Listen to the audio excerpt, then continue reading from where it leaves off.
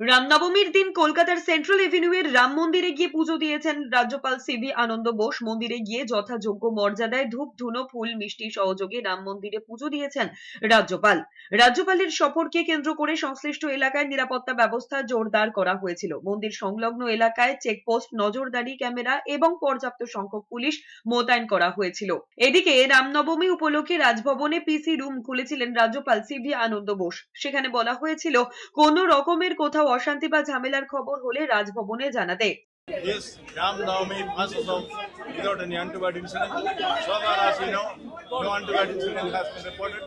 I compliment the people of Bengal, the political parties, the government and all stakeholders including the media for ensuring that this Ram Navami passes off peacefully.